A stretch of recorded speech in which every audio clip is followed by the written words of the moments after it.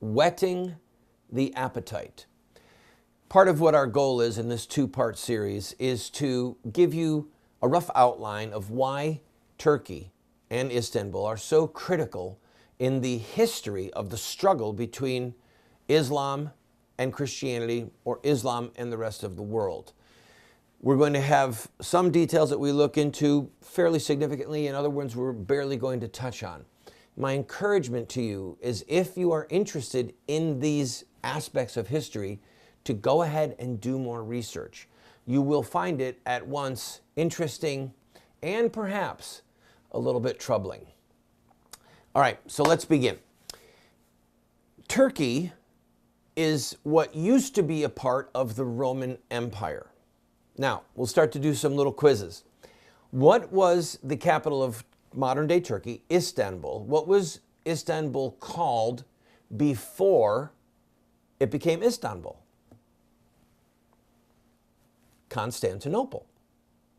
Constantinople. What was it called before then? It was called Byzantium. And it had a third name, New Rome. So let's start our story where the story begins, and that is the ancient Roman Empire. The Roman Empire was based in Rome until Constantine.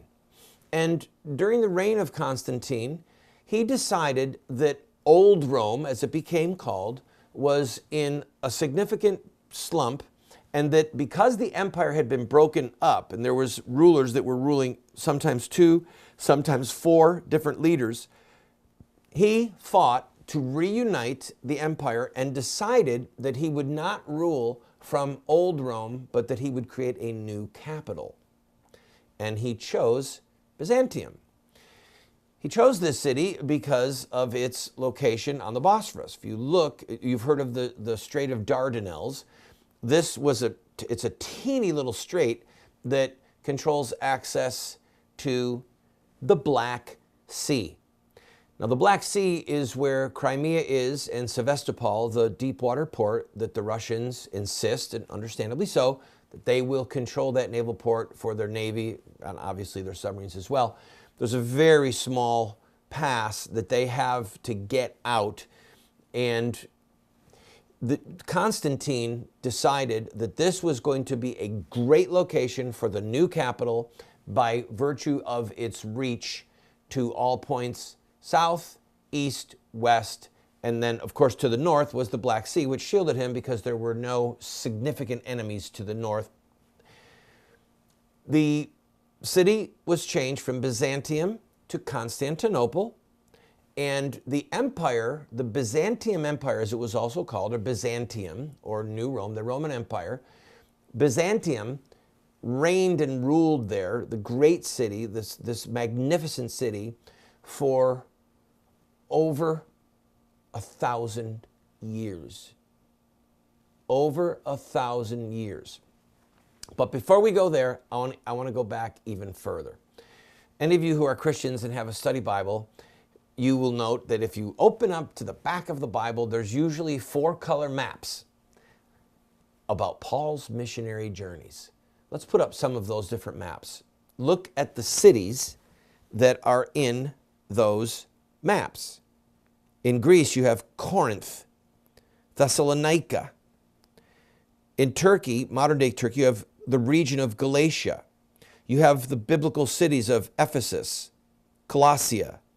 You have Smyrna, Miletus, Pergamum, Laodicea. Those of us who read our Bibles and study our Bibles, we recognize these names. This region became the cradle of Christianity, first under Paul's preaching, and then when Constantine converted, he decriminalized Christianity, and then, if my memory is correct, his son, Constantine II, criminalized the worship of pagan idols. All right, so you went from Christianity being against the law to Christianity being legal, tolerated. Then you went to the public worship of idols being made a criminal act, which effectively obliterated all the pagan idols of the Roman world. You had one brief window where one of Constantine's descendants, Julian the Apostate, reigned, and he said, we're going to throw out Christianity and we're going to bring back the pagan idols. That did not last long. And after he died, the Roman Empire went back and remained a Christian empire. So this history, this table that we're setting, I want you to understand that the region that we are discussing now was the very cradle of Christianity. When we read the book of Acts, when we read the book of Ephesians, the book of Colossians, when we see in the book of Revelation references to Laodicea, we are reading about the areas where Christianity prevailed and converted people from paganism to the true God. That's the heritage. That's the history of this region. And that's what has been lost. We're going to talk about what happened. Don't go away.